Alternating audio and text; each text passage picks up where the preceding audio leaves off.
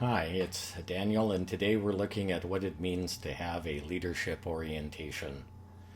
At first glance, this seems obvious. It means being oriented toward your staff, being focused on your team.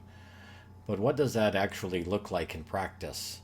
How do you demonstrate a leadership orientation in your day to day interactions? I think a story might be useful to illustrate this. And this one's from my previous life in the Canadian Army. When I was posted to my home regiment as a newly trained second lieutenant, so we're talking a long time ago, my very first command was leading an armored reconnaissance troop, which is equivalent to a platoon in the infantry.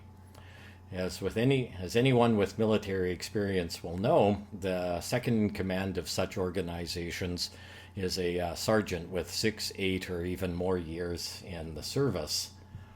So you have a very young, very inexperienced officer in command with an experienced NCO as his or her second in command. This reflects the fact that this first command appointment in any army is really a learning experience for the young officer, and you're expected to listen to and benefit from your sergeant's wisdom. So I knew it was a test when, not long after I'd arrived, I was chatting with my sergeant outside the troop office, and he suddenly asked, "Hey, sir, do you know what annoys the soldiers more than anything else?"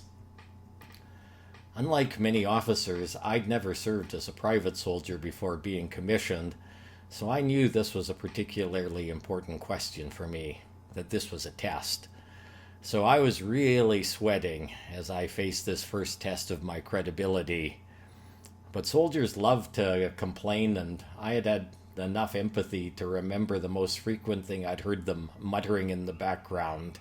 Something like, "We're just mushrooms, they keep us in the dark." So I said to my sergeant, "Nothing annoys the troopies worse than not knowing what's going on, being kept in the dark." And to my huge relief, he looked at me and replied, "Damn right, sir. Never forget that." And I never have.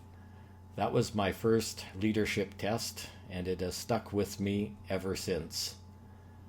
A leadership orientation doesn't just mean focusing on your people.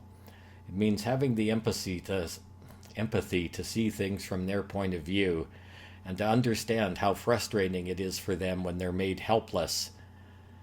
Because have no doubt, not knowing what's going on infantilizes your people. It deprives them of the knowledge they need to make their own decisions and get on with their own work. Rather than being independent professionals who own their work, not knowing what's going on turns them into peons who must constantly check back with you, the grand poobah and holder of all wisdom. So, having a leadership orientation begins with an orientation toward clear, transparent communication with your team. Have the sympathetic imagination, or empathy if you like, to see situations from their point of view and anticipate the questions they'll need answered.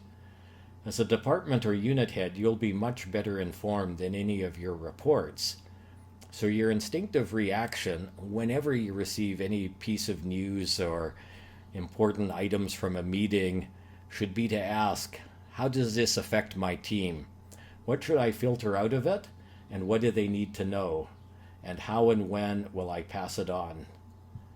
Start with this understanding of what a leader's orientation means, and you'll have a strong foundation for everything we cover in this course. Thank you for your time and attention. All the best.